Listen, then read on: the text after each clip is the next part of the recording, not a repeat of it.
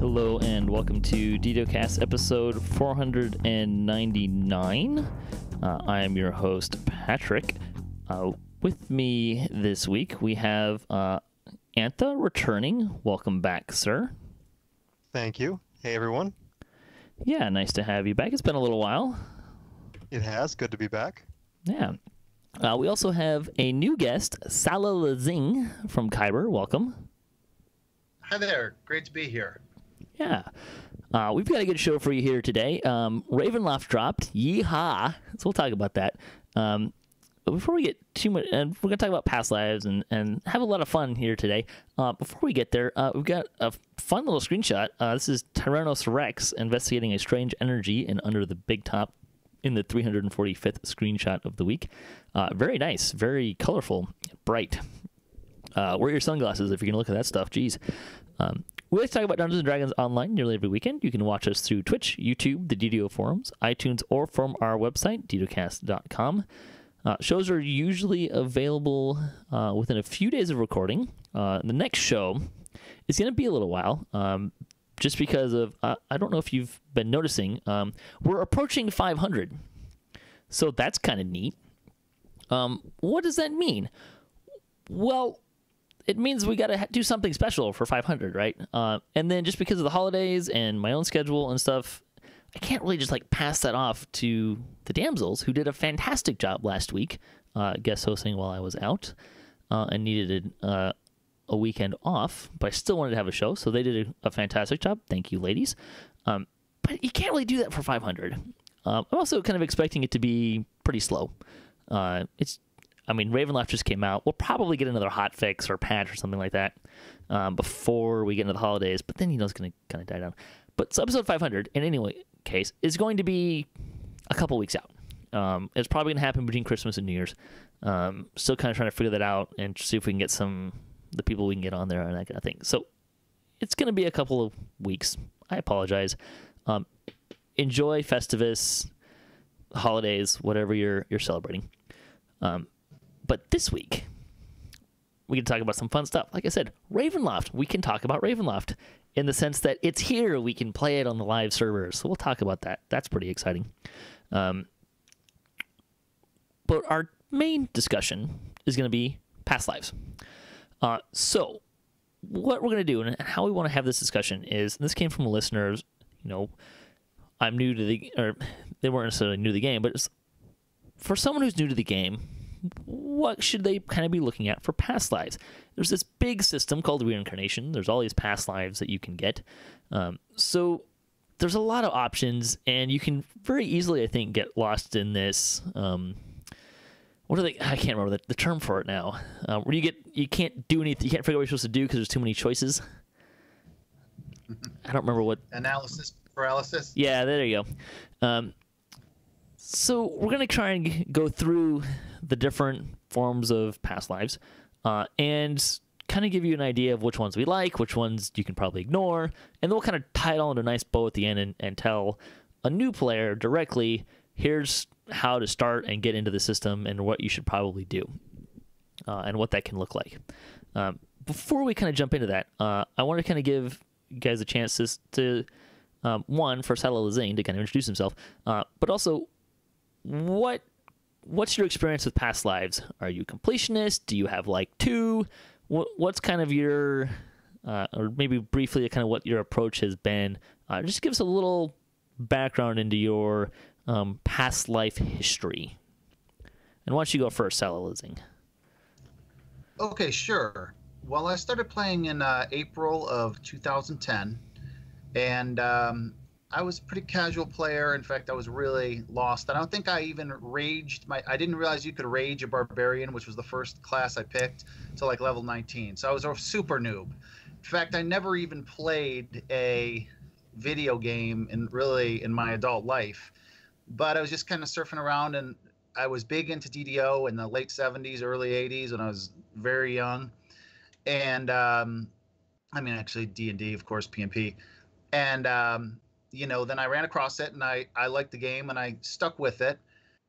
And then I started playing pretty regularly, and then actually I was in a huge accident. I was in the hospital and rehab for like a year, and I really got into DDO because that was like my thing to do in the hospital. So I ran a lot of past lives while I was in recovering from a huge accident. So I got into it, and then I got more friends on here and stuff. So I have both a heroic completionist and I mean it's my main, which is this tune that I'm on that is mentioned there, Salala Zing, is a heroic and epic completionist. And you want me to go now into my philosophy of past lives? Briefly. Okay. Like the 30-second version. So the 30-second version is run the epic ones first.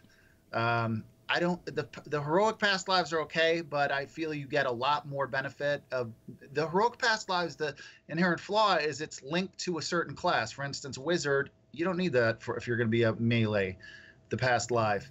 But what I like about the epic past lives is they're more powerful, and you get a choice for 3 of them, and usually that links up to either the divine, the melee, or the caster you're playing. So it's awesome because they're more powerful and they're more appropriate. So epic past lives is the way to go in my book. All right. Antha, what about you? What's your kind of your past life biography, as it were?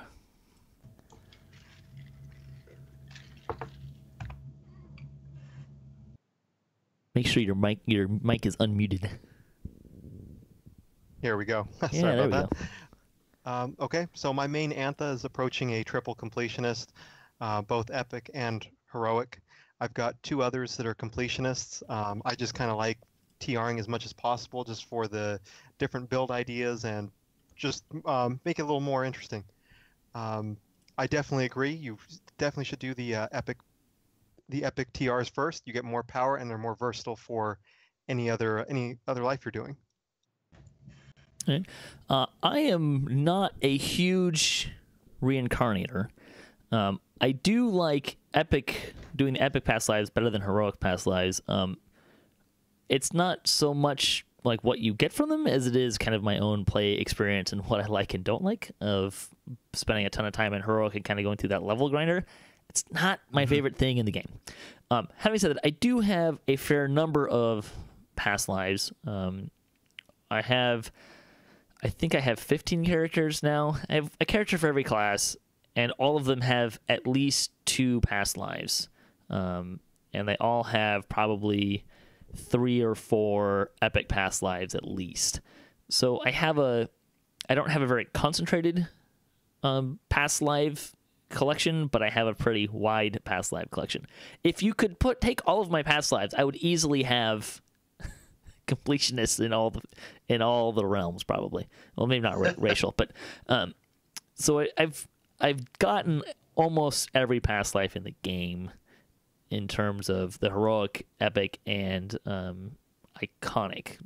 There's a couple that I'm missing in the iconic realm of things, but that's kind of where I land myself. Okay, so let's start by talking about the heroic past lives, and we'll kind of try and do it this way. Which ones do you like? You really like? Which ones? And we'll kind of talk about which ones are kind of okay, and then I want to kind of mention a few niche ones that you might consider. But let's kind of go back around the table here. What's your favorite past life? What's the one that you want to really highlight here? Yeah, and my goal here is to really inspire new players, start with Pally and Barbarian because it gives you the past life of healing amp and hit points, which is appropriate for every single build in the game, just about. Actually, I'm not even sure if Pally if that positive healing amp does heal Pale Masters, but that would be the only. But you still need hit points. So yeah, starting with Barbarian and Pally are pretty much that's your bedrock as far as that applies to every class. And then of course Warlock, if you've got another applicable past life there with the +3 magic resistance. And does that also give right off the bat the UMD? No, it doesn't. No, it doesn't give it right off the bat. So, anyways, I would recommend those two because that's going to give you 60 hit points and plus 30 healing amp right off the bat, and that's appropriate for every other life you're ever going to run. You're always going to get a benefit from that. Then you start going down the list, and really the rest of them are kind of niche, whether you're going to go into a melee or a divine or a caster. The rest of the lives are a little bit niche in my opinion, and Sure. I think your time is better spent crafting your gear, making friends, building strategies, stuff like that for building up the power of your build. Anta, what about you? What ones kind of stand out for you? Well, I think it really depends on what the player has planned for that character. Obviously, just starting out, going Paladin and Barbarian, that's the best way to go since you're going to use the hit points and the healing amp all throughout the game. It doesn't work with Pale Masters, as he briefly said, but I love the Wizard. The Wizard Past Life feat gives you an extra +1 to the DCs and more spell points. I mean, who doesn't need that? Or spell penetration, sorry. Spell penetration, yeah. Yeah, the ones that really stand out for me, we mentioned Paladin because of the healing amp. Who doesn't want more healing amp? Wizard is a really big standout if you're going to be a caster because you get plus for each past life. You can get up to 3 for each of these heroic ones for each class. Wizard is +2 to spell penetration, which if you want to be a DC caster is huge. It also opens up, if you're just to kind of get a baseline, for heroic past life feats, there's what we call a passive one. You just get it up to 3 times every time you take it. Then once you have at least one of the passive past lives, you can take the active feat, which is one you have to actually take with a feat selection. Wizard gives you +1 to all spell DCs, all of them. It also gives you this little clicky that casts a magic missile 10 times per rest. It's got a few more missiles than it would normally have, but really it's the +1 to all DCs. So if you're going to be DC casting, it's almost a must because it's +1 that you can't get anywhere else. Some other ones that kind of come to mind. Favorite Soul is okay-ish. It's not quite as good as Wizard, but it does give you +1 to spell penetration, which can be really helpful in some content. And then a few spell points. And then the other one that I really like is Fighter, because it gives you +1 to attack, and it gives you +1 to your tactical DCs. Again, and if you're going for either a tactical or DC caster, and you're really worrying about DCs, you want to get them all. It's kind of a go big or go home thing. You can't really go with the middle ground, and because it's a pass or fail every time, and you always want to pass as much as possible. So that's why those ones kind of tend to really stand out for me. There's some okay ones. The Monk and Ranger both give you damage. Ranger, it's only for range damage. Monk is just all damage, which is kind of nice. The niche ones I kind of want to mention. Actually, before that, some of the feats that are pretty nice. If you're a monk, the Monk Past Life feat is really good because it gives you an increased unarmed damage die step, so that's pretty handy. Bards get a +1 enchantment DCs with their feat. I also kind of like the Barbarian feat. If you're the kind of person who likes to take toughness, it's toughness plus skill focus intimidate that stacks with both of the other ones, so that's kind of nice. I'm not sure if it's still... Well, actually, I don't think there's any enhancements that tie to toughness anymore. The niche ones I think that are worth mentioning are the Druid Past Lives. If you like using pets and hirelings or charms, it gives +2 to stats for each of those. And then the Cleric one also, the passive for that gives +2 levels for turning. So if you want to be a turning Cleric, the Cleric Past Lives are pretty darn good. Anything else you guys want to say about the heroic ones? Yeah, just to add on to that, if you go 2 lives Druid, the past life feats on a Cleric, they'll pretty much open any door in the game on heroic levels. So it's really helpful if you're doing a lot of soloing. Sure. Yeah, and I mean, again, if if you want to specialize in a class, obviously, I always recommend getting the three past lives that are appropriate for your class. However, if you're grinding Sork lives and your long-term goal is fighter or barbarian, I personally think your time might be spent better somewhere else, which we'll Yeah, get probably. There's the funny thing about the heroic past lives compared to some of the others we're going to talk about is they're very front-loaded. Because if you get one past life, you get access to the feat, which the selectable feat, and then you just kind of get incremental bonuses anyways. But those feats are generally where the power is considered to lie. Now, having said that, a lot of those feats actually aren't very good. They're just not. The wizard one is great. Some of the other ones are so-so. The monk one is great if you're a monk, which is weird because it's the monk one is like the only one that really, or the monk one is one of the few ones that actually really kind of directly benefits that actual class. Where all the other ones are generally like, oh, you were this once, we'll make you sort of ish good at the stuff that one used to do on your current life. Monk and wizard, that's not the case. Those ones are like good for everything. But so there's kind of some funny things there. As we'll move into the racial past lives.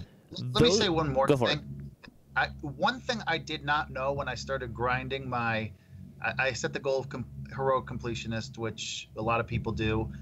I have to warn you, I did not know this until I actually pulled the trigger on that, or accomplished that, was keep in mind completionist feat costs you a feat. So if you're in a feat-starved class like Barbarian or Pally, keep in mind that you are going to burn up a whole feat on completionist, and that only gives you +2 to skills and ability scores. I mean, other feats may, yes, benefit you more. It's also worth mentioning you don't have to get 3 past lives for each class to be a completionist. You only need to get 1. So if completionist is your end goal, you can just go through them all one at a time and then go back and fill in second and third past lives for each of these. So you don't have to do them all at once. We're going to move into racial. And these are a lot simpler, because it's all of them are, first one, you get a skill, a +1 to a skill, then you get a +1 to a stat, and then you get an action point for racial trees, which is fantastic. But you might have noticed that the power for these is very backloaded. Just getting one of each of these lives will get you racial completionist, but it's just going to give you +1 to, 10 skills? Probably not even that many. So it's not, the power for these is not in the front at all. It's more powerful as you continue. So your second life gets you +1 to a stat, which doesn't work for feats and anything, but helps with DCs. And then the third one is a racial action point. So you can get up to, I think, 10 or 11 free action points that you can only spend them in the racial tree, but that can help open up other options with your class trees. If there's something in the racial tree you really want. This one is a little weird, and I think about how to give people information on what they should go for. I mean, look for the one that has a stat that's going to benefit you.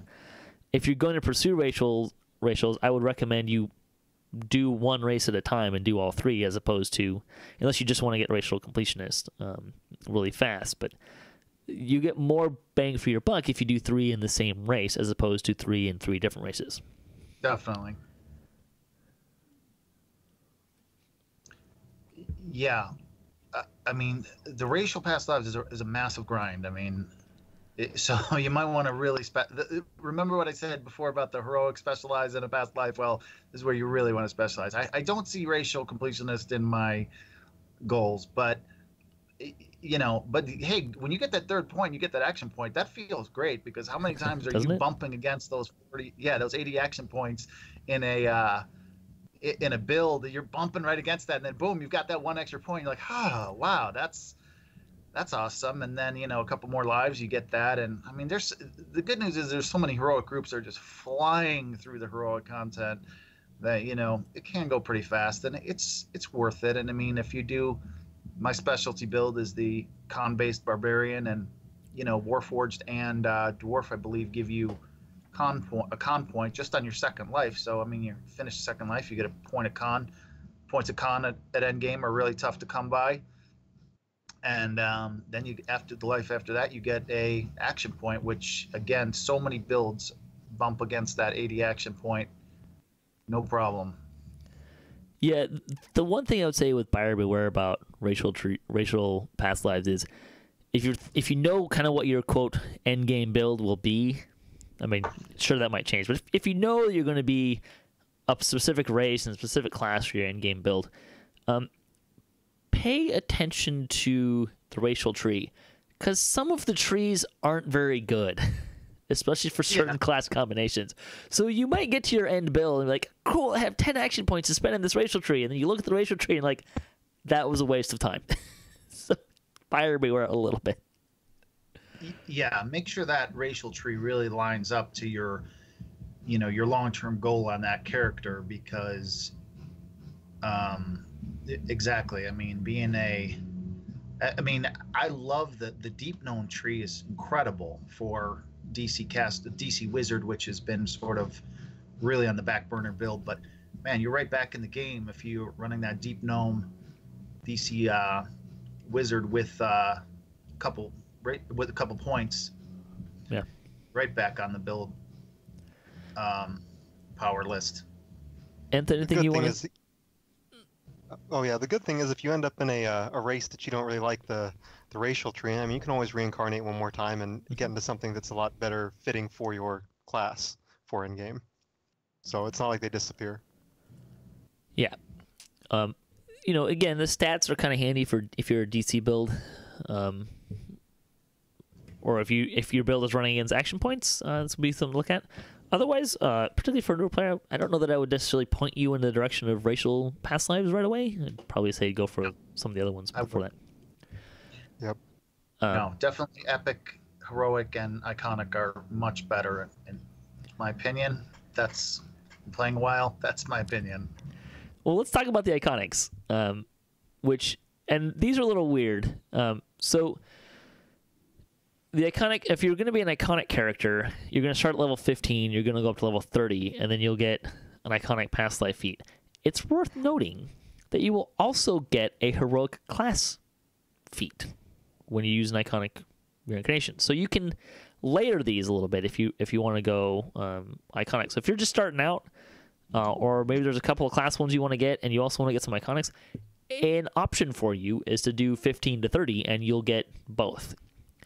Now, having said that, if you just do 1 to 30, you can also get an epic past life feat and a class feat, or a racial past life. So, you can kind of play a little bit of a game there and kind of stack those up a little bit. But let's talk about the iconics. Are there any that stand out for you guys, ones that you really like? Yeah, personally, I think the best one is the Shade Archive. What it does is when you drop below 50% hit points, you gain 25% incorporeality for 6 seconds, and it stacks for another 6 seconds each time you TR. I think this comes in big handy when you're TRing and maybe you forget to drop that displacement, your life goes down, or if you're running Reaper, I mean, it saved me multiple times. If not, I think the next best one would be Purple Dragon Knight for the haste boost. But let's face it, I mean, if you're in a group, someone else has that. Possibly,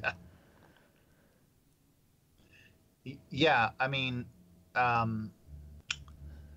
it's good. I like the iconic lives second most, next to the epic, like I said, because a couple inherent things here. Right, you're getting that. I mean, you're getting the benefit of the heroic life, and you only have to run 5 levels, and they equip you. That's one bummer about the running tons of heroic lives. You need a lot of gear, and then a lot of that gear you're just burning up on low-level stuff. I mean, iconic is great. They equip you. You get that past life, and you get the iconic past life, and you're practicing epic, and you're getting better at the epic content and better gear for the epic content. So, in my opinion, they're great. Again, they are, and the Shatterkai, yeah, you cannot beat that, and it's got also the +1 dodge per stack of the attack past life as well, which I love dodge personally for Barbarian because you don't really have the AC skills. And Shader Kai's, that would be the paladin of the iconic lives. I'll admit, I'm not really a huge fan of the iconic ones. Again, these are they're front loaded, which is kind of nice because the first time you get it, and you don't even have to take a feat for the past life stance, which is pretty neat. But the passive bonuses that you can stack up to 3 times are pretty incremental. It's not to say that they're not nice. You get 3 MRR and 3 PRR for 2 of them for each past life, so you can get that up to 9, which is not terrible. But there's not as much power there as the feats. I don't know. It's just not a set that I tend to really gravitate towards. I do prefer to, if I'm getting a class feat, I do kind of like doubling them up and getting an iconic and a class feat or class past life. Part of that is because I prefer running in epics to heroics, especially when there's kind of more of a population there. There hasn't been since racial reincarnation, but before that, it was pretty convenient. Very true. I have a feeling that you'll probably see more people staying more in epics now, with changes to Reaper mode, Reaper XP at level 30 plus, and giving more XP there. This will probably bounce out a little bit better now, but. And the devs specifically said that sentient weapons is geared towards endgame. Yeah, you can only use them in epics as well. I tend to have more gear in epics, so you can kind of simplify some of your gear structure a little bit. I do like the Asmore Scourge one. A double strike and plus 2 offhand double strike if you're a 2-open fighter. It's pretty good. You can only have one of these active at a time, though. So they're exclusive to each other. So you may choose to only just get one, and that's the one you get, and you don't really worry about the other ones, and that's totally understandable. But yeah, I think the Shader Kai and Scourge are probably the 2 best ones out of that bunch. Agree. Unless you're going with the Deep Gnome Pale Master type deal with you're getting +1 to your PK, which Phantasmal Killer, which you get that twice as a Deep Gnome. You get that as a class feat and a racial feat. So yeah, that's fun. That you rack up those Deep Gnome lives and you're doing that PK. You're getting it twice. Good times. Yeah. All right. Hephaestus in the chat is saying he's trying a Scourge now. It's pretty great. He never knew how great Ghost Touch on all weapons would be until you had it. Yeah, it's pretty convenient, especially if you're playing Reaper mode a lot. Reapers are kind of annoying in that regards. Although you don't have to be a Scourge to get that. There are several items that give you Ghostly. Okay, so we can talk about epic past lives, and we're doing really good on time, so that's great. This is a little bit more. The fun thing about this is, one, it's pretty even. The power is pretty even on each life you get. So one is not better than the first one's not better than the last one, and the last one's not better than the first one. They're pretty evenly across the board. There's a lot of choices. The way these ones work is this takes you from level 30 to 20. You can be an iconic and use them, but if you want an iconic TR, you have to do it from level 30. So you can't get an epic and then iconic TR. You can do an epic reincarnation and then a racial or heroic if you want. There's the 4 spheres. You need to have 6 million. Wait, is it 6 million or 6? I think it's 6 million karma, right, for each sphere. Yes, or is it correct. I can't remember if it's 6,600,000 or 6 million. 6 million. Yes. Yeah. So then you get a choice of one of 3 feats. You can take each of them up to 3 times. But they all kind of do a little bit different things, which is great because it gives you, as you were kind of talking about earlier, it kind of gives you a lot of options in terms of what is your build actually doing. You can get an epic completionist feat, which gives you an extra twist slot, which is pretty handy. You have to spend fate points to open it, just like the other ones. So, but that's not necessarily a bad thing. There's the 4 spheres, and then there's 3 feats in each of them. I think what we'll do is we'll just kind of go sphere by sphere, and which ones we like, and what you might want to consider with doing those. And let's start with Arcane, shall we? Sure. Yeah, I love the Epic Past Life system. I think it's fantastic. Keep in mind, you get this, even if you go back down to level 1, you get all this stuff. in your heroic lives. So it goes over to the heroic lives. You can be any race, any class, you still get it.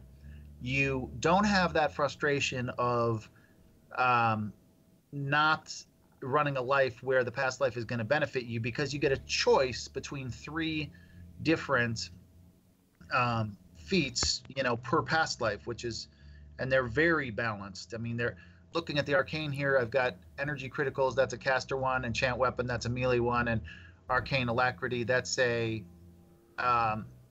overall caster or divine one. And that's great. I mean, again, I ran primarily my epic past lives as a melee, and so of course I took enchant weapon, and it's awesome. And so again, you're running a arcane sphere, yet you're getting a melee benefit, and that's good job, devs. We should mention that you can only have one of the 3 feats active at a time from each sphere. Right. Yeah, and the other thing is, which is even better, because you can specialize in which one you want running during that class that you're running. You have the option of at any time switching between those. Now, of course, you have to have run all those lives, and I believe the passive though does accumulate. Yes. Even if you have the other ones running. For instance, each of the arcane ones has a +1 absorption. So if you've run each of those, and there's 3 of them, so if you've run each of those 3 times, you're going to get a +9 absorption. And, so that's great. So you're still getting that passive, even though you might not have the active clicked, and you can always click over to the active at any time, the other actives. So I think that's a great system. Very fair, very, very balanced. And the passive is the same for any of the 3 feats you take as well. So, all right. So, Antha, what do you like out of the arcane sphere here? Oh, definitely the arcane alacrity, since it doesn't matter what kind of caster you are. It reduces your cooldown for spells cast by 3%, and it increases an additional 3% per time you take that. Yeah, the way I look at the arcane sphere is, if you're a DC caster, alacrity is the way to go. If you want to go DPS with energy damage, then the criticals is probably your best bet. Yeah. Everyone else, go with the enchant weapons. If you're not casting spells at things, just get enchant weapons and be happy. That's kind of because if you're using, I think if you're using a weapon that has implement, the +1 applies to the implement, increases the implement, so you get a little extra spell power. Oh, that's correct. Okay. Did not know that. Yeah. So, because it increases the enhancement bonus, and the weapons implement bonus is based on the enhancement bonus, so you can kind of get a little extra bang for your buck there. But it's kind of it's not really the best one for casters as much as it. In case you're wondering, the artificer enchant weapons, the one that gives +1 to enchant, it's the same thing. It increases the implement bonus on them. Well, those do stat, correct? Mm-hmm. Yeah, because one's a feat, one's a spell. You're getting +4 enchantment. I mean, low levels. It comes out to +12 spell power. I think it's 3 per don't know it that well, but I hear you. Oh.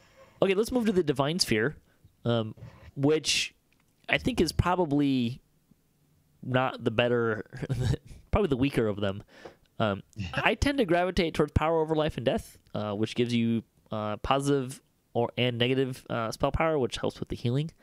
The only one that I would say maybe your options are that +1 to saving throws, or energy absorption while blocking only. You don't need a shield to get that, but how I said that, if you're a tank, block energy might not be a terrible choice, because you can get up to 30% absorption of acid, cold, electric, and fire, which is a significant amount. And if you're going to be a tank, that might be better for you than the 30 positive spell power.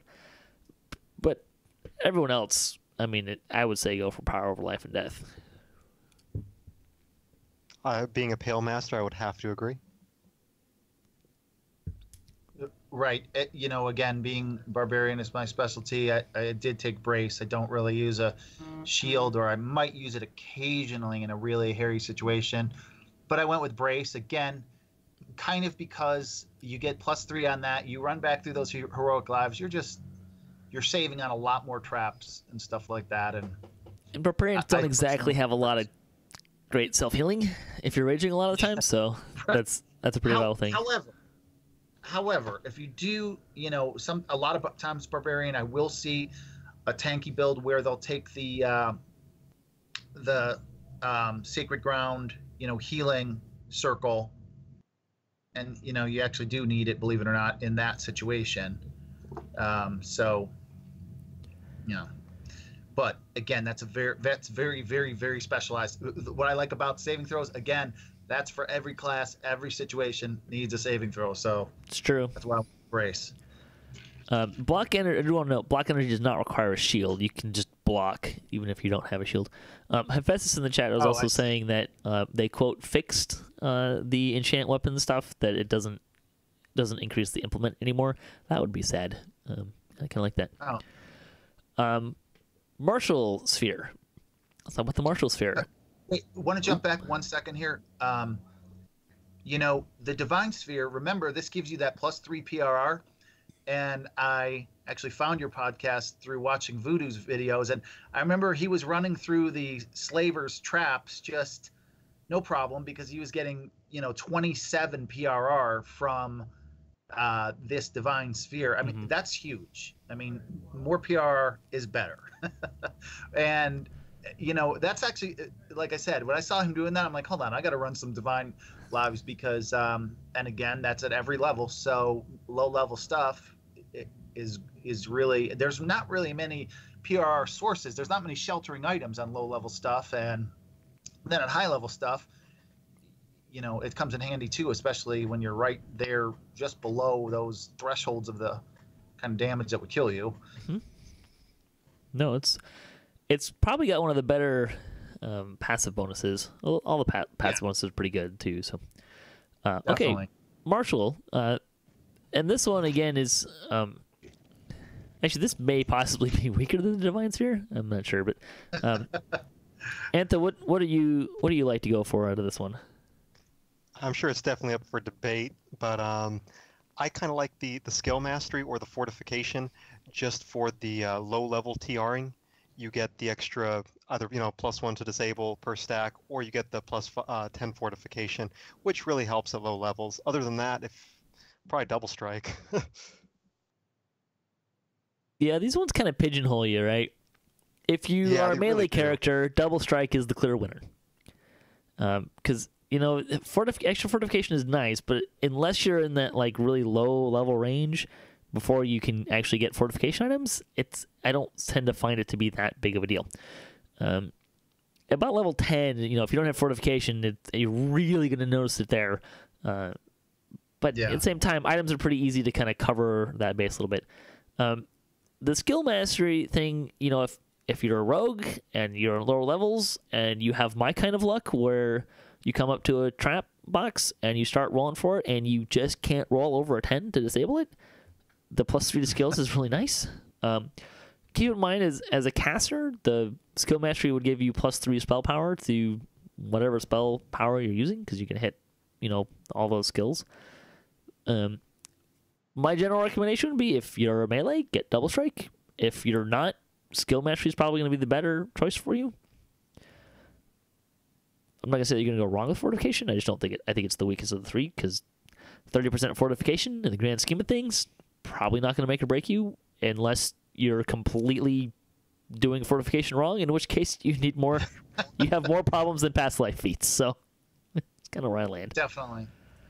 I mean, I love double strike. That's like I said, I run a con base. I'm hinting towards my build here. I run a con-based barbarian, so I don't max strength.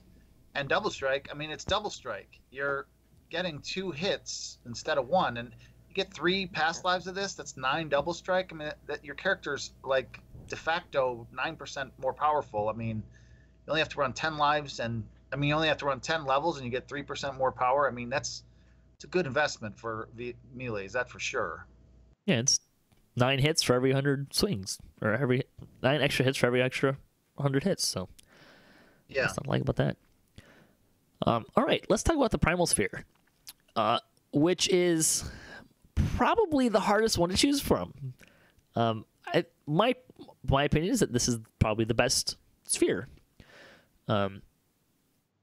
There's a couple builds where it's pretty easy to discount 1 or 2 of these, but it's pretty hard to discount more than 1.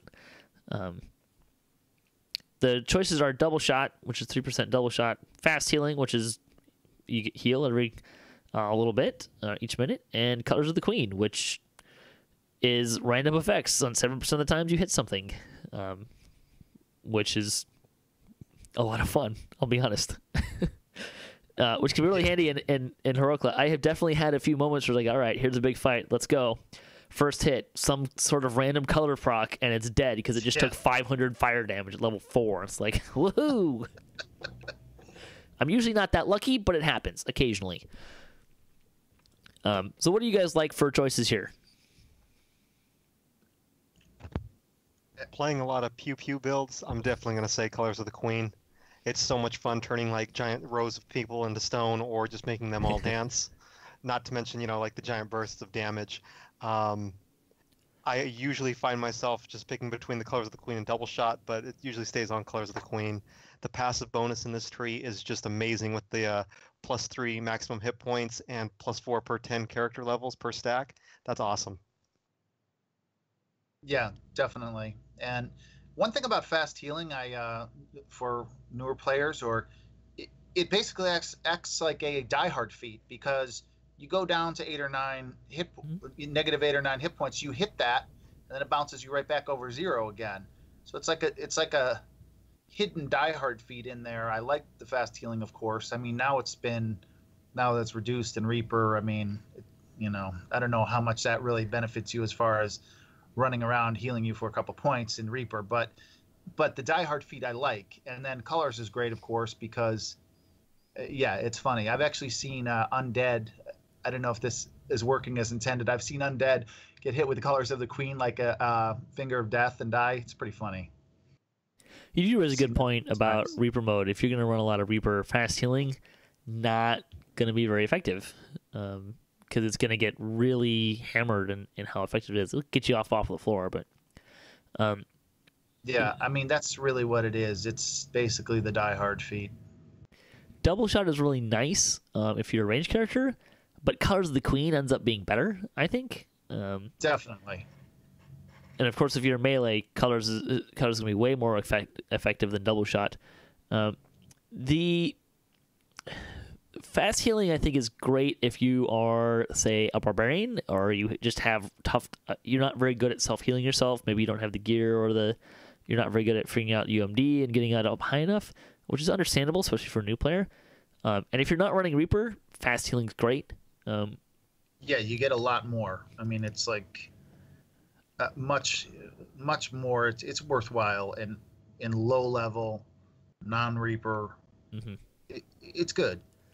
I would say if you are a newer player, or you have a character that you're just not good at self-healing and has trouble staying alive and is not a Pale Master, take Fast Healing. Otherwise, take Colors of the Queen. That's kind of where I land on it. Yes, I agree. I think Colors is overall better. Fast Healing, I made my point on that. And of course, Double Shot, though, if you are a ranged character. I really don't play range very often. Double Shot is kind of the backup when you need to be a little bit more controlled and Colors can accidentally kill things. You switch to Double Shot. That's kind of how I think of it. So, all right. Anything else you want to say about Epic Past Lives?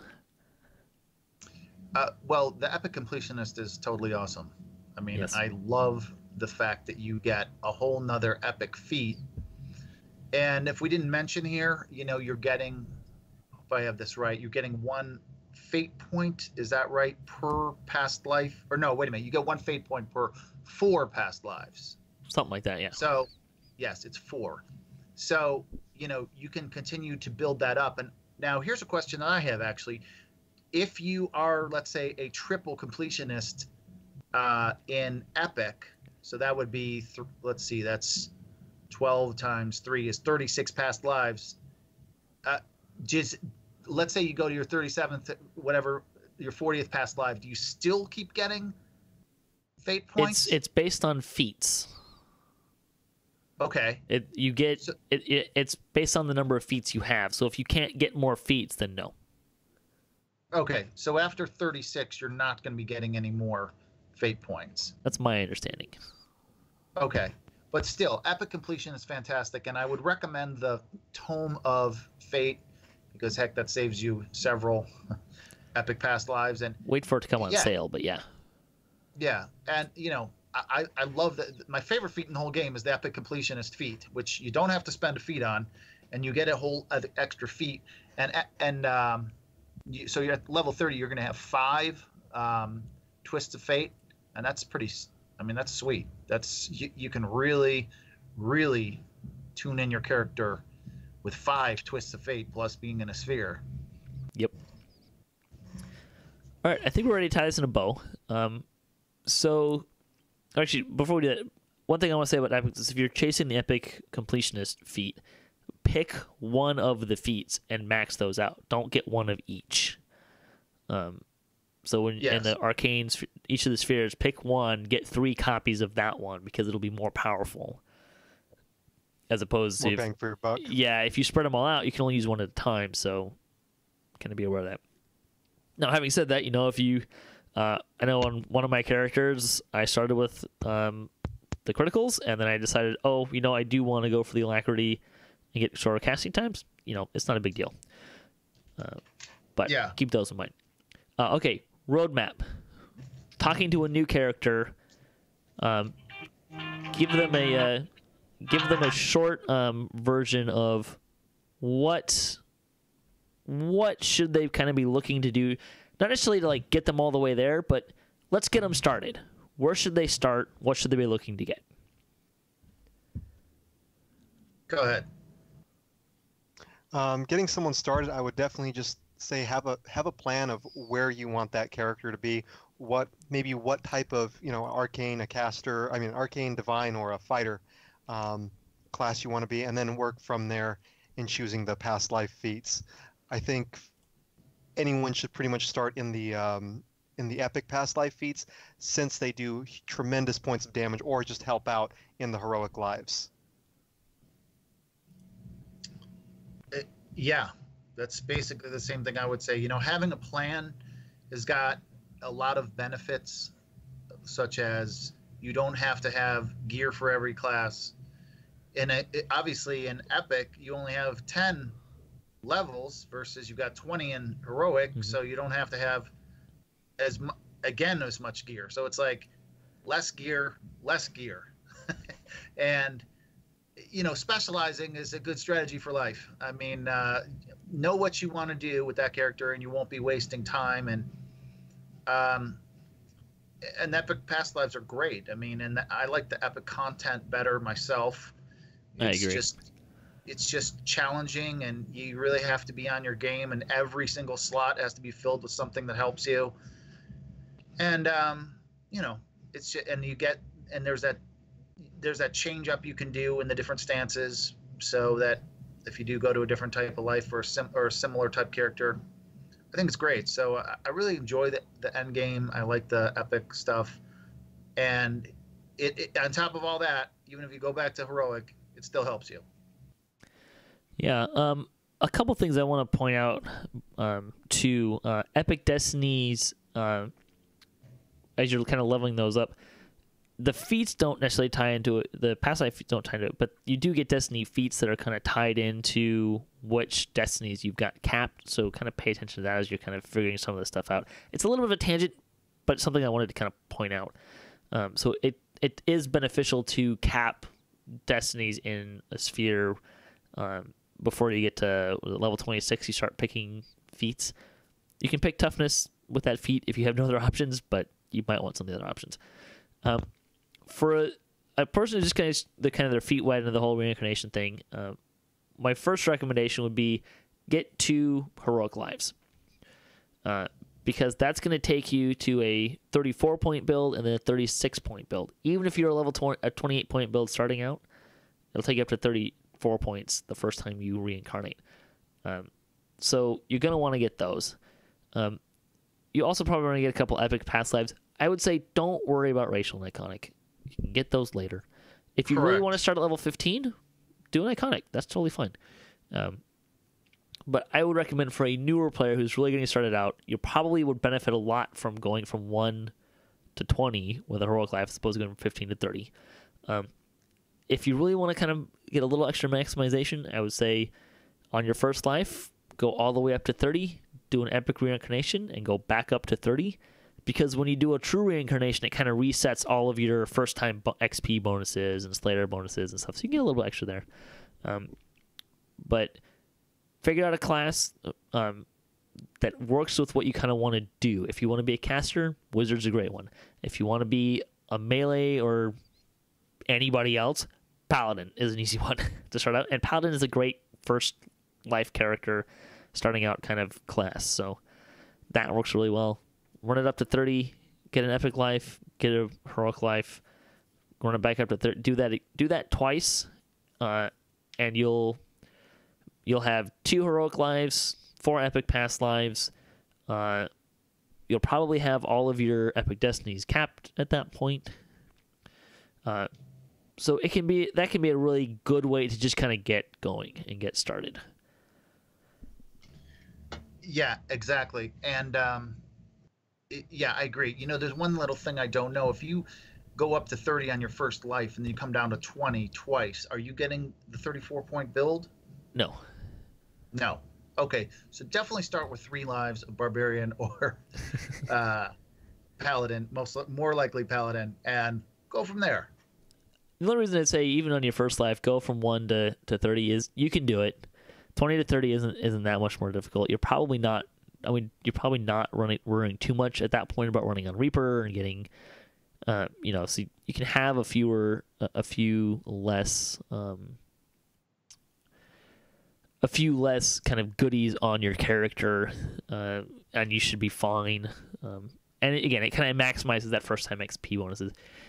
In terms of like a long-term scenario, if you really want to maximize what you're doing in terms of your XP and making it the most efficient as possible, then I would say 1 to 30 is your best bet. I would even say 1 to 30 to 20 to 30 and then do a new life. Yes. That's going to get you your best probably XP ratio in terms of getting the first time bonuses and your Slayer bonuses and resetting those in a good time. Having said that, like the last several months, I would not have recommended that, just from the standpoint that everyone was in heroics doing racial lives, and people were generally not doing so many epic lives, so most of the population was in heroics. Right now, most of the population is in epics, so doing iconics can be a good way to kind of jump into that a little faster. It just kind of depends on what you want to play, and map it out. That's once you kind of get your feet wet, really map it out. Yeah, and right now is a great time because you can start at level 10, so even miss those first 10 lives of, and I believe that's for everyone. I believe that's even for new players, if I'm correct on that. There's a special going on right now. Yes, for a new character, yeah. Until characters, players, or both. It has to be a new character. So it's like if you were starting a new character, you could start at level 4 or level 7 if you have veteran 1 or 2 status. Right now you can do veteran 3 status and go up to level 10. It's essentially new bonus days, I think. I don't know how often they'll bring it back, but that's what's going on right now. My guess is a little off topic, but my guess is they'll do that frequently when they bring out new content. That's just kind of a guess. All right, so we have a segment, and we'll play that. And this is Greetings from Korthos, episode 2, with Grandern.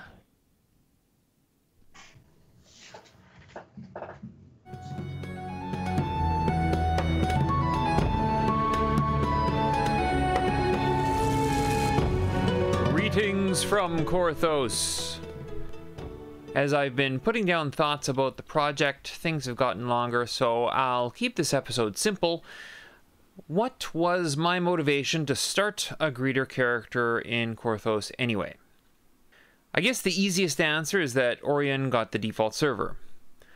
I've played the game for about 6 years now and remember Orion getting the default server before.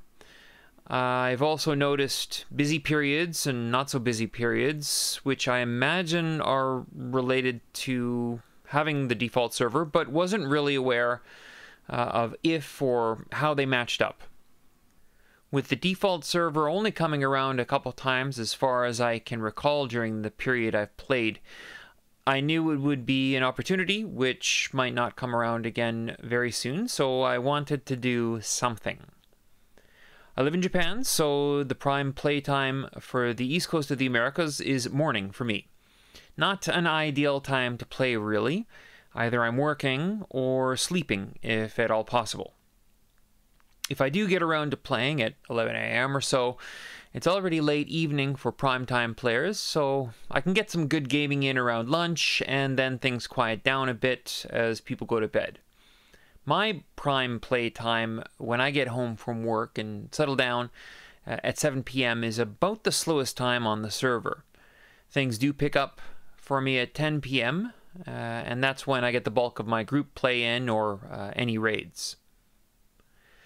I have never really thought the server as slow. There has always been enough people around to form a group, and when it is the dead of night for the primetime region, I usually do other stuff. Farm an item, crafting, retooling, or putting together a new gear set for a character. I will solo some stuff that I can manage, but I'm not too big on that, and I'll jump into the odd group that pops up on the LFMs. I must admit, I join other people's groups a lot more than posting them on my own. I would like to change that. Just putting up a post is a good habit, and other people can join up. When I started thinking more concretely about doing something with the default server coming around, I thought back to the times I would check the Who panel and go through the numbers of people who were on at the time. If I recall, at the slowest point, about 5 a.m. for the East Coast Americas, the numbers would hover around 80 and go down to almost 70 characters who were visibly on. I think at peak times the numbers would go up to around 300 and might spike to 350 or so. These numbers, of course, do not include people who are playing with the anonymous settings on. From what I understand, they will not show up in the Who panel. This also, of course, doesn't account for the thousands of people who are logging on and off each day. It's a real rough estimate of numbers and makes for a fair enough starting point. I wish I had those numbers written down, but I don't. I have a lot of other numbers, though. We can all look forward to that. I took a look at some of the other servers to see if there was any noticeable difference in activity. Again, this was all before the default server change, and I had no idea I'd be doing anything at all until after the change. So it wasn't a precise study on which server had how many characters playing and when. I was seeing that at times there was a difference of about 10 characters during low play periods. There could have been a much greater difference during peak periods, but I'm not going to hang around counting players on the Who panel all day. I'd much rather be playing. That quick comparison of numbers made me think, well, if I do give something a go, and since I'm active at a time when not many people are playing, why not go for 10 people? If I can have an influence on a certain number of people so that late night East Coast numbers are up by 10 people, then hey, that's 10% more people playing. Great. By the way, with a quick check of numbers now, they are up about 40%, but with Ravenloft just out and so many other factors, that's really neither here nor there. Lots of things can be done to help out new players, and I will talk about some in upcoming episodes. What stuck out in my mind was a certain character I had seen in Harbor before on the Orion server, named Greetings Traveler, I believe, when I started playing DDO. For the longest time, I didn't know what the guy was doing, just standing around in Harbor. I didn't check the character's bio. I didn't even know how to check a character's bio. I remember there were some guild recruiting characters in Harbor 2 from time to time, and it got me thinking. I've never seen a greeter out in Korthos, even though that's where the new players are. So why not start there? But what do people even do in Korthos? I honestly don't spend much time out there anymore. After I got a hang of the game, I would get into the habit of whizzing through the content in about an hour or so, and then I was out. With my schedule now, I'm not TRing too quickly, and it would be a few months before I was even back there again. Nowadays, I honestly skip Korthos entirely. The way the game is continued with greater incentive to reincarnate, going back to lower levels is a more regular thing. With only Korthos there for first level content, it gets pretty repetitive, and let's face it, the quests are not the most enthralling runs out there. Lots of pretty easy, quick runs with one longer run at the end. You don't get much XP for them and 0 Reaper XP, so the past few lives I save up all my higher number XP gems from daily and now weekly rolls since going VIP and feed them all to whatever character is TRing. That usually gets them to level 3 and I just go straight to Harbor. I even find Harbor a little monotonous, so I might do 1 or 2 runs there just for kicks, and I'm usually able to manage the more challenging level 4 quests like Fresh in the Air and Proof is in the Poison. So I really wanted to spend some time in Korthos and just see what people were doing. I did, and I took notes, and I'll be sharing them with you in upcoming episodes. I'm kind of starting out here with who I am and my thought process and starting some sort of activity. I do want to wrap things up here though, and I'll close with a thought. Why not start an LFM? Don't worry too much about what others are going to think, if you're good enough or whatever. Communicate with people who join and make it work. Every LFM up there makes for that many more play options. Better yet, why not join an LFM? Simple acts like this are connected to the Korthos greeter idea and touches on a greater theme which I'll be going back to regularly in the future, which is player empowerment. This is an MMO. There is lots of stuff going on in the game. If you spend a lot of time playing the game, well, you're kind of making it your home, so do something with it. I don't do it enough, but I think I'll make it a personal rule. If I'm running something worth running with others, I'm going to put up an LFM. Anyway, that's enough for now. Coming up, ideas on what kinds of activities are out there and how you can do them. Thanks for listening, and take care.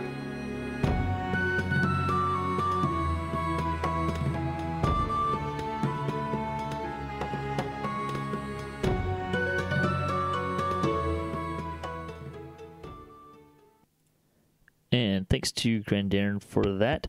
Really great job. Nice. I love the music too. He's doing a good job with that. So that's a lot of fun. All right.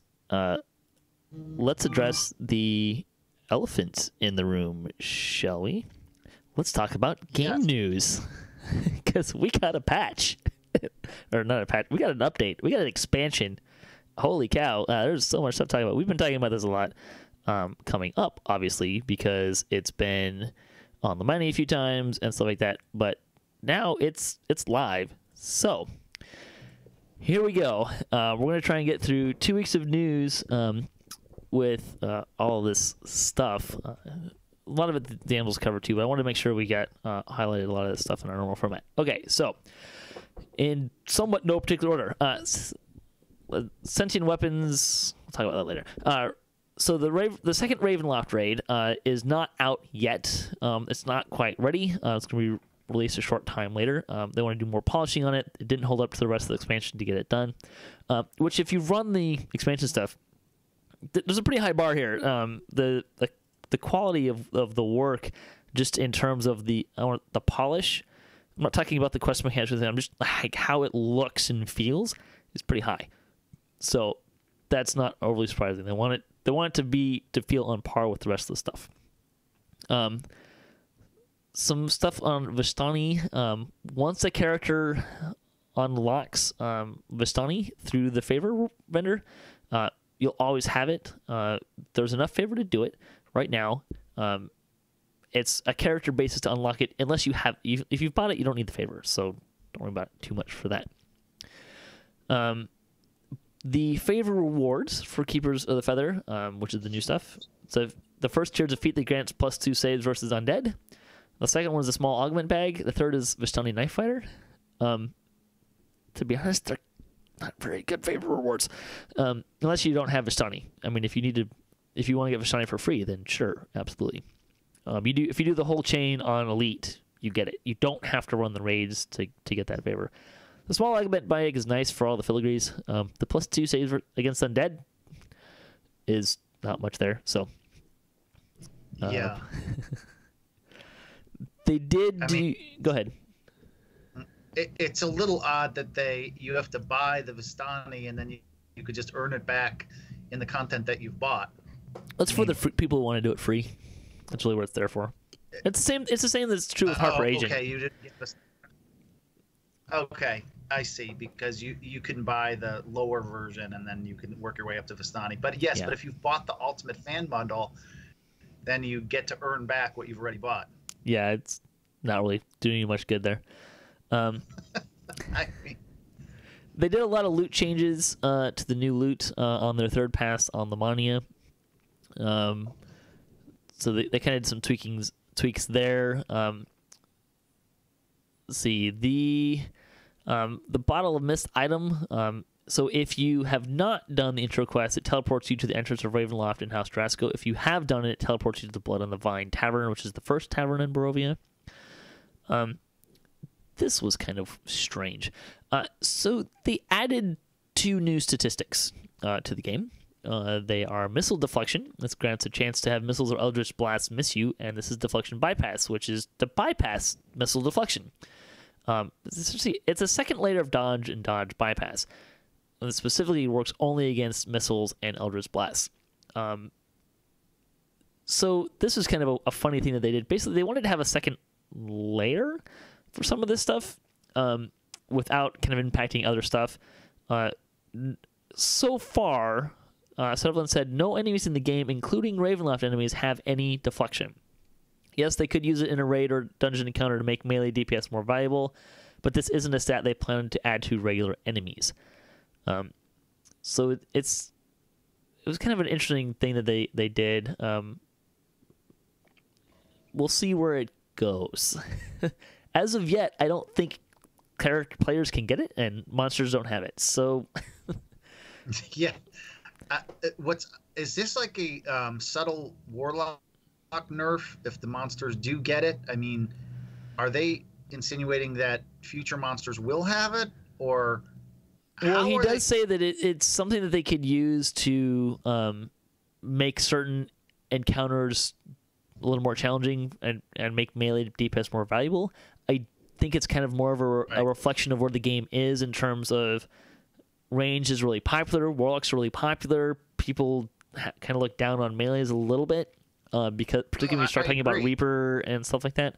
So I think it's a way of doing it. They also said it's a better method of providing the benefit rather than relying on the heavily scripted feats way of doing it. They're looking at ways to use it perhaps as a new kind of Reaper that would pose a challenge to kiters and be good for melee, for example, but they've not yet taken that step.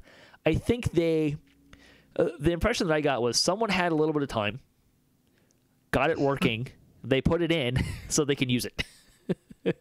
Like they haven't figured out how they're going to use it yet. They're just like, oh, this might actually help us do some of this stuff that we want to do. I had 10 minutes. I did. Okay, it probably took them more than 10 minutes, but I had a little time and they made it work. I think that's kind of what it is. I mean, I think it's great, frankly, because I do think that right now I'm all for game balance and I play melee. What's odd though is I did play a caster for 5 years, but then I got sick of it and just went to melee. And then the melees, they're getting hammered by the Reapers. They run up to them and get slammed, while the warlocks and ranged in the background are hitting them. I mean, I agree. I would either have liked to see maybe a melee power, some kind of melee defense boost. But I guess if you're gonna do a other class nerf, I guess it ultimately comes down to it does level the playing field. Sounds like you'll see it more on Reaper. I don't think of it as a nerf as much as another layer of defense, personally. Yeah. But what it does let them do is, because if you just ramp up the dodge, right, then that hits a melee character. If you do the missile deflection, then it encourages you to use melee against something. Which, I mean, there's tons of things in the game that are very similar to that in terms of, you think about certain kinds of golems, right, that are resistant to magical damage. They encourage you to use martial weapons. It's the same kind of concept, I think. That's my take on it. Yeah, I think it's good. Don't get me wrong. Yeah. I think that it's a contemporary, appropriate innovation. I think it's great. I mean, if the monsters have it, it's going to level the playing field a little bit. And I mean, I'm not necessarily calling it a nerf, of calling it an added defense for the monsters against currently, well, won't cause any controversy, but classes that could be a little OP right now. Yep. So some changes, we'll move on. Some changes to some of the loot named items. They did some updates on the loot. Mostly it was updates to base weapon damage and set bonuses that were tweaked. Someone did ask about hats and helms. There were some originally planned and eventually cut. They're planning some helms for updates following Ravenloft. However, actually, yes, in Barovia, the version seen in Curse of Strahd, hats are not in fashion or very rarely worn. I don't know why that is. I don't know if that's a pen and paper thing, but I thought it was kind of interesting. So there you go. Sentient weapons got some updates. You can now slot a filigree, or you can slot sentience on a weapon that is minimum level 20 or higher. So you can do level 20s in addition to 21 to 30. They redesigned a bunch of set bonuses, mostly the capstone parts. Sentient weapons were changed. So if a named item is unbound and you put a jewel in it, it becomes bound to account because the sentient jewels are bound to account. The filigrees, they drop from chests. They're all, you can find them all in the forums. They're all unbound. They actually drop pretty regularly. They're not hard to find. There's a lot of them though, so it's harder to find the ones you want. But I think we'll see an interesting economy develop with filigrees. You can purchase destroyers for platinum from tools vendors throughout DDO. There's also specifically vendors in Ravenloft which sell destroyers. And then the unslaughters, the toolkits, have a chance to drop in chests in Ravenloft. They're not too uncommon. I usually see someone get one or two in the times I've run through the chain. So you usually get one or two from the whole chain of the quests. You can also purchase them for points. They're 150 points for one. Then they got 5 and 10 stack bundles as well. Some other things to know about them. Sentient voices are currently attached to the user interface volume slider. So if you can't hear them, you may need to check that. That may be where why you're not getting that. You can also, there's an option to just turn them off entirely. And let's see, there's... Shame to see that I've got notes in like 4 different places for this. I just want to make sure I get it right. I did see there was a forum post from the devs saying that the cap of sentient XP that a weapon can hold is an extra 1,000 higher than what you need to get the 7th slot. They did that intentionally because they didn't want people to feel like they wasted their XP. They may add more slots, like allow you to do more slots later, but that's not currently happening. All of the jewels contain different personalities. You can choose whatever flavor you like. It will not impact the mechanical benefits. Also, and I thought this was pretty neat, you do not need to worry about choosing one and sticking to it. Should you, down the line, find you like the voice from a different one more, you can feed a sentient jewel to another sentient jewel, and it will transfer all of the accumulated XP. So that's pretty slick. So if you don't like the personality you have, you can transfer to another personality. You can also actually feed a empty sentient jewel to an existing jewel for 50 XP. I tested that earlier today. Have you guys gotten a chance to play with sentient weapons at all? No. I've been I just TR'd to check out the Ravenloft stuff and around level 10, and I've been pretty much busy with that.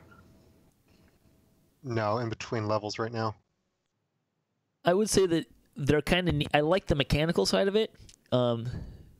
The flavor side, like the voices, is pretty neat. I like the concept. My initial reaction is, or kind of my initial feeling, is that it's going to get tiresome, not because it's bad, but because there's so few options of things that they can say, if that makes sense. Like when you do different things, like if somebody dies or you loot a chest or you get a quest or turn in a quest, like you get it talks to you. The problem is it always says the same thing. I believe you can turn off the audio, though. Doesn't it say that? Yeah, in you there? can. You can. It's one of Well, those they'll probably awkward innovate things that it's so you can in the gameplay tab you can turn off the voice text or both. It's one of those awkward things in that it's really cool, but because of limitations of playing a video game, like the weapon can't just like have this immense personality and say like all of these 500 different things. Like there's like 20 things that they say, right? So Yeah. Have you seen that app where you can play all what things the kobolds say? And I was surprised how many things kobolds say. So maybe sentient weapons vocabulary will get up to the level of a kobold someday. Your weapon will be as smart as a kobold. maybe.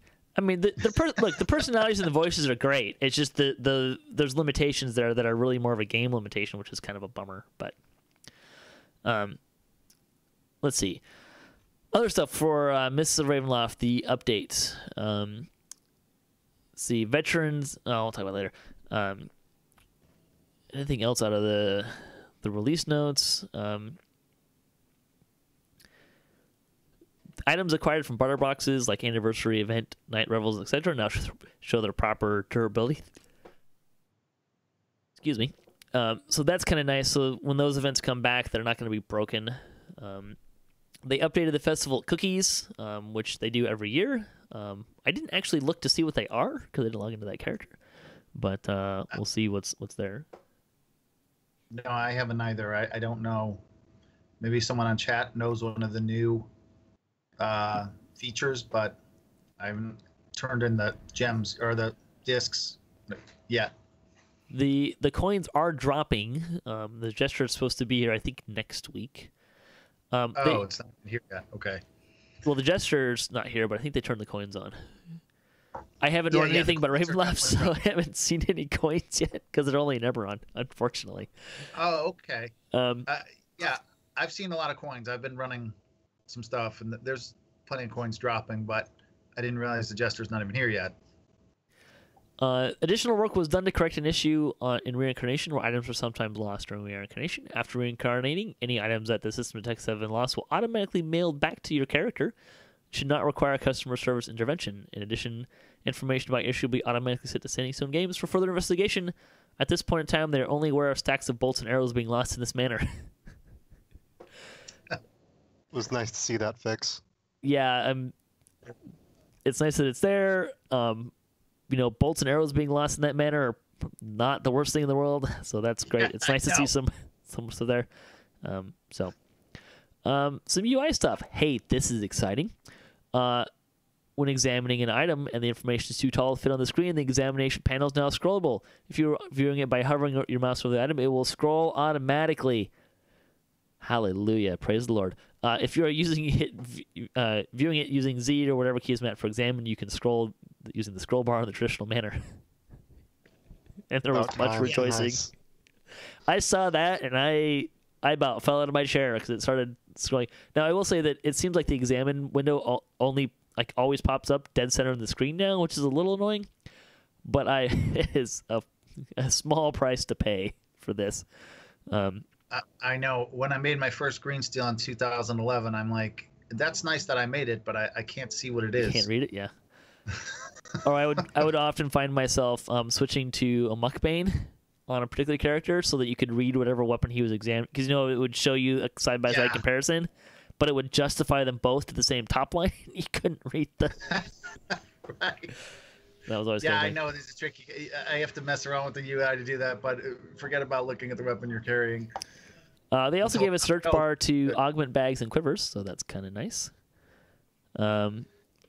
The avatars now turn off the display of the weapons when picking up locks or using device. Yeah, that's kind of probably makes more sense. And let's see. That covers the release notes. Couple other things to note. The racial action point tome. So it can appear to grant a non-racial specific enhancement point. However, what it's actually doing is it's giving you a racial point, which the game considers to be like the first points you spend in a racial tree, it considers to be those points. So if you've got 5 action points spent and you eat this racial tome, it will say, oh, okay, well, the first one of those is this racial tome, and it gives you a generic one back. So that's why it might seem like it's giving you a generic one. But otherwise, it seems to work pretty good. See, there are some issues with some crashing, people crashing, some performance issues that they're working on. They believe there's a problem with users of 32-bit versions of Windows, which they're looking at as a crashing issue. But otherwise, as far as I've seen, there was a hotfix this morning on Saturday, which was unfortunate. It was the weekend, but they really wanted to get it out because it was mostly stuff that was affecting quest completions. That was really the thing they wanted to make sure was in there, and so people can complete the quest. I think there was an issue with invitation to dinner, which is one of the times you're in Castle Ravenloft, and also Mad Tea Party had an issue, and those are very non-linear quests, so it would be very easy to think that you needed to go somewhere else, and you could easily spend another hour in those quests trying to figure out what you're supposed to do and not realize the quest was broken. So it's good that they fixed those. In any case, did either of you guys get a chance to play in Ravenloft? Not yet. No, I'm still in between my levels, and I don't want to spoil it on my main character just yet. I think you're muted, Sala. That's right. There was some background noise there. I want to mute it. I've been playing the heck out of Ravenloft. I'm loving it. It's we needed a Eastern European setting, and it's fun. I don't know how much you want me to reveal, but you can give your impressions. We're not going to do a review, but you know what? Your impressions are good. Great. I mean, the loot is great. The quests are gorgeous. It's an Eastern European setting, in case you don't know, and it's definitely I'm absolutely encouraging people. I even encouraged my Uber driver the other day to pick it up. So it's really, I mean, I'm loving it. The gorgeous quests, and I was afraid it was going to be a little undead heavy, which It is in some places. It's about 50-50, I would say. There's still plenty of fleshies in there for us barbarians to beat on. So, you know, I think it's great. I think they did a really nice job, and the loot is good. I mean, if it's already for level 10 loot, I think that was a little bit of a no man's land for loot, frankly, because between 10 and 12, before we get the green steel, I mean, I think 10 to 12 really needed loot. And you can run it probably if you're a good level 9, so that gives you some alternative to the Vaughns and Shadow Crypt. And, you know, I'm very satisfied with that. I've not run the epic stuff yet. I'm just now, like I said, on my main in that mid-level range where I'm going to be getting around to that. I should next week be at epic, and I'll be able to run the heck out of it in epic. And I'd be very interested to see what the new raid looks like, which I don't believe is available in heroic. And if anyone has run that, let's hear about it. I have. It's fun. So I'd say some of the things that kind of stood out pretty quick is one is the feel is really great. We were talking with Evil Beaker a few weeks ago about how Ravenloft has a very kind of horror style vibe, which I think is you will definitely notice.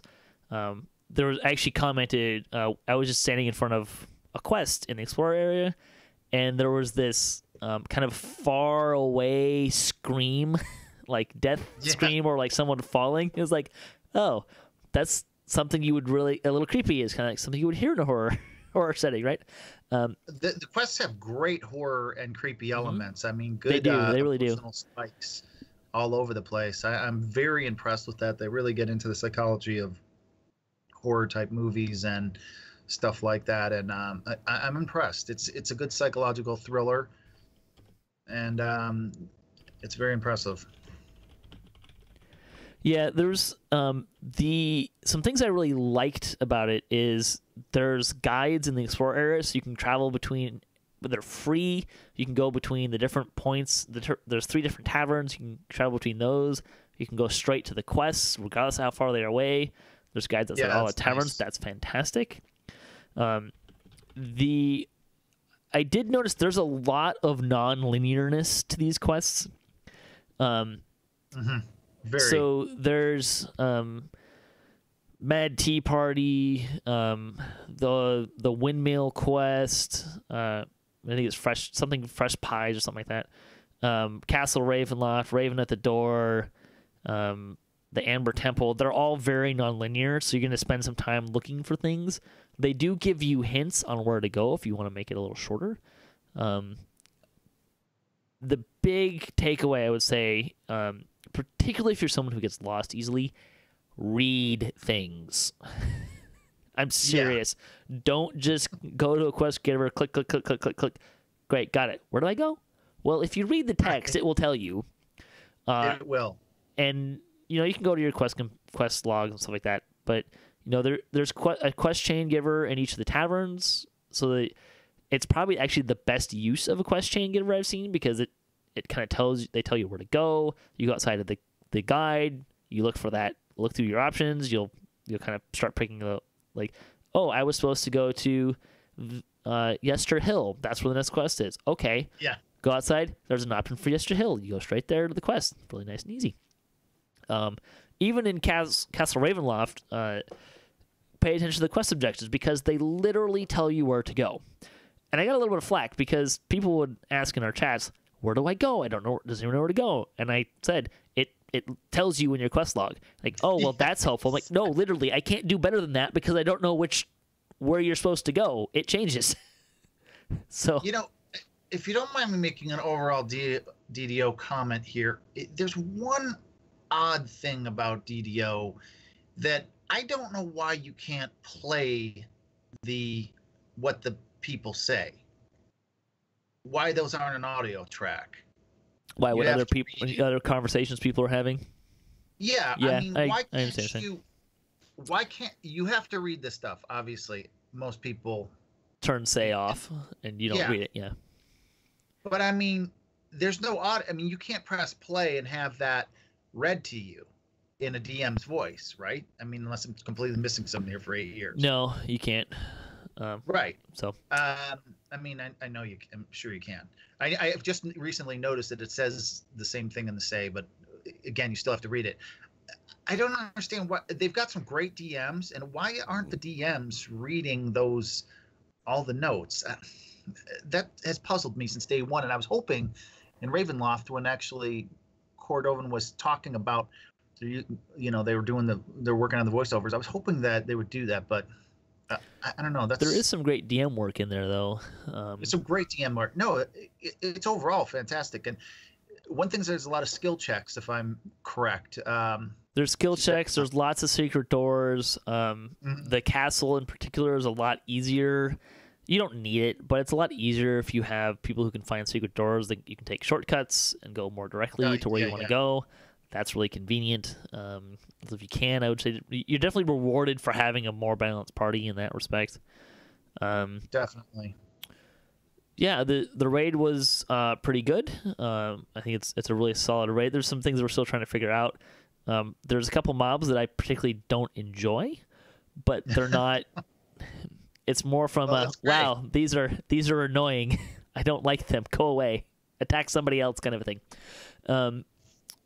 But yeah, the immersion is really good. It's a lot of coordination in there. The other thing that really kind of stands out to me about this is there's been a few little like a few things they fixed with the hot fix this morning. They didn't have they didn't do a lot of there weren't a lot of problems though. Like I think the biggest broken thing right now is you can heal undead, which is a little annoying. Like if you cast a heal on an undead, it actually heals them instead of damaging them. Huh. But it's pretty. It's not like game breaking or anything like that. It's not too. It's a really polished release, I think, compared to where we've been in our history sometimes. So that was really encouraging. Yeah, I mean, we're stepping over the line here, getting into a review, but It's initial impressions. My initial impression is it's great. I mean, I'm having a lot of fun, and I was looking forward to this for a long time. And the gear. I mean, obviously, it's about the gear a lot of times. So it's a lot about the adventure too. I think that it's a great balance of both, and I'm glad to see skill checks are there because I mean sometimes, again, I like character balance, I like party balance, and if you're gonna, it really gets you thinking about maybe investing some skill points into some things that you normally wouldn't, or recruiting other players who have that skill, and that's what I think is huge. Yep. I would say, and we'll move on to story news. I'd say it's definitely Standing Stone Games' best release. It may be the best update we've ever had in terms of how polished it is, how the experience you're gonna have. It's very pen and paper. Really good loot, really good set of quests. There's one quest that seems to have some laggy problems. The raid has a section where I really don't like. It's not that I don't like the fact there's traps, but the traps are really hard to see because they're kind of a purple see-through effect, and everything's really dark, so they're really hard to see where the area effect is. And that's like my complaints about the content, and that's great because they're really nitpicky and really small. So yeah, I think they did a really great job with this, which is fantastic. They needed to. It looks really polished. I'm really happy with the content. If you don't have the content yet, I would give you two pieces of advice. One, get it, or be ready to hear us talk about how awesome and how much fun we're having in it until you get it for free in March. Yeah. Or for points in March. Sorry. It's great content. Store news. December deals week 2. You get 75% off of Sovereign Guild Renown elixirs, 50% off of Gold Seal healing potions, and the Temple of Elemental Evil adventure pack, and 35% off of Mirrors of Glamoring. Also, through December 14th, you get the Master Your Build, 30% off of select classes, Supreme Ability Tomes, and Ability Point Potions, Alignment Changes, MRR, and PRR Potions. The freebie for the week is 10 Gold Seal Elixirs of Lesser Healing with the coupon code HEALMENOW through December 14th. That will take us to community news, and we'll try to fly through a lot of this stuff. If you guys want to stop me or anything you want to talk about, let me know. But otherwise, I'm just going to try and cruise through this and pick up some time here.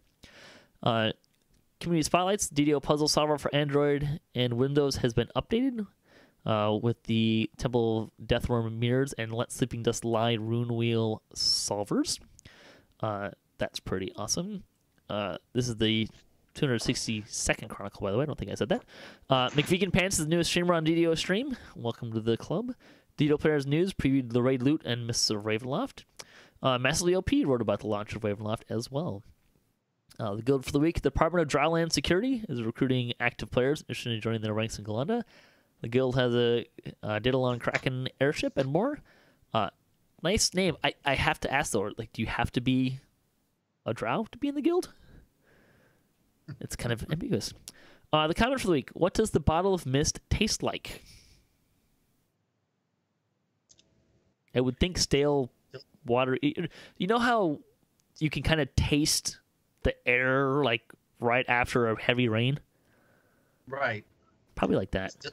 Delicious and nutritious. Yeah. Let's see. DDOCast got a shout out for the damsels. DDO for the half-hour news hour. Thanks again, ladies. You did a fantastic job. I got a lot of great feedback from that. People really enjoyed the show. So, and again, it was nice to to have the weekend off. Sip wrote about questing and loot. The House of Grouse pondered ASMR. DDO PL, which is the Polish stream, fired a lot of bolts in this week's show. Bard Life got sternitis. Brighter Days Ahead tonight streams every Thursday. Hero of Darkness is rebooting his DDO YouTube series. That's his first episode up. And Squishy Casters, Let Sleeping Dust Lie. That's a nice name. What if that needs to be a guild name, I think. Squishy Casters? That'd be a good guild name. Bruce Shepard went into Valak's Mausoleum. Also, they had a little bit of Kurt Owen talked about Ravenloft in our pre-show on the Weekly Wednesday live stream this week as well. Other stuff, Axel DO talked about Ravenloft's release notes in a video. City had a blog post about starter gear and you. Tito Players News had their 156th episode. They're back. Welcome back, guys. Grimoire talked about Ravenloft in a post as well. Also, there's still the fan Ravenloft teaser trailer contest. You can get 23,000 points if you win this thing. All you have to do is create a teaser trailer.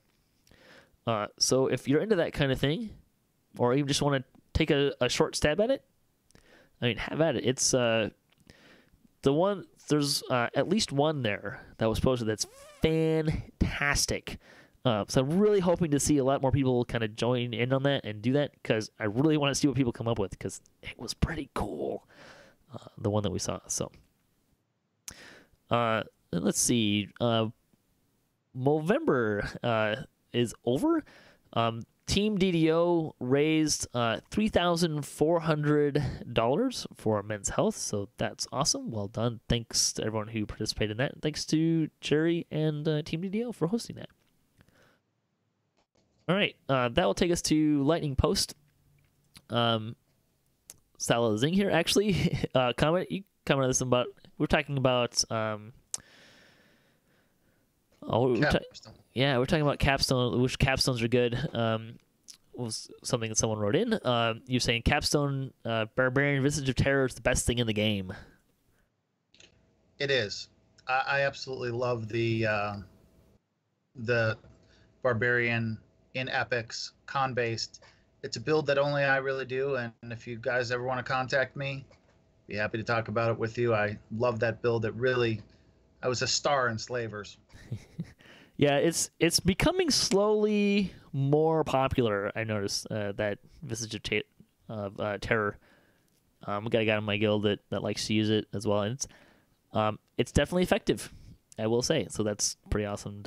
It's always fun when a barbarian wades in and things just die out of fear, right? Yeah. And you get a burst of healing from it, and it's a con-based DC, which a lot of people don't know. So it's a DC. You get, obviously, benefits of con, but a lot of people are locked into playing a strength barbarian. I mean, now things have changed, and you can drop 6 mobs every 30 seconds with the Visage of Terror, and guess what? Haven't even swung your axe one time. So I'll actually even use a bewildering item to lower their will saves, whack them a few times with that. I use single weapon fighting, whack down the will saves, drop them with Visage of Terror every 30 seconds, and casters that help me lower their will saves also.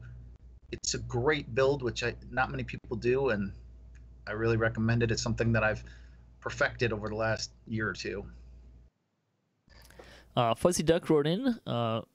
We're talking about leveling from 18 to 20. He said, Dreaming Dark Chain, he enjoys the story, but they can be pretty tricky on Elite.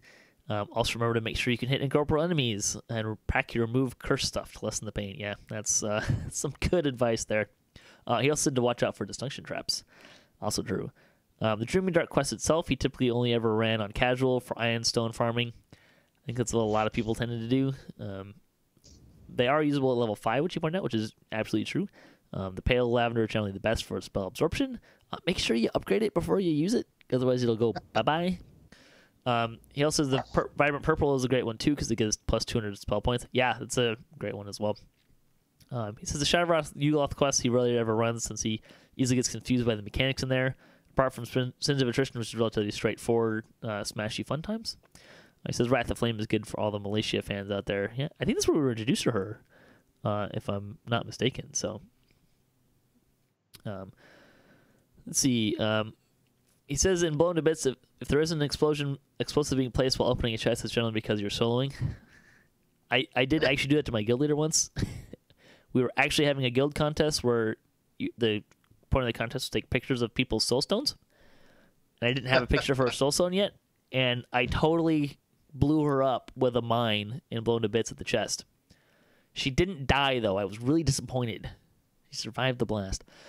It says Epic Storm on the Beach is great fun. There's a cheese trick with the ballistas. Just go to the bottom of the wall directly below them, and they'll fire downwards to destroy themselves. Yeah, that's pretty cheesy. He mainly uses the Supreme ability stats while leveling to help hit levers and runes. That's a good choice. Good use of those. He did say that turkeys can be thrown into the Stone of Change to get turkey oil for Warforged. Good to know. Like to know they're keeping an eye out for the robotic folks. He says that as far as sentient items eating other named things, he can't see much of an impact. I think it's too much during heroic since it's minimal sentient XP from them. But he'll certainly mean sometime more worthwhile than just a handful of plat when he clears out some of the bits, clogging up his banks with mainly out of sentimentality. Yeah, I agree. I think it's going to be a lot. I'm going to have a very similar thing. So the main thing he thinks is a shame about sentient weapons that they're limited to weapons, as he'd like to have a sentient shield. The complaints about being hit in the face. Yeah, I agree. That would be awesome. There's balancing issues there, though, so that's probably why they didn't do that. And then Livmo said he's never run Dreamer in the Dark or Shavrath. Blown to Bits is one of his favorite quests, and he always does Kenneth. Lord of the Blades is also one of his favorite raids. So there you go. We'll do a quick survey question here. This came from Korthos and Orion. What tips do you have for getting groups for seldom run quests, especially at level?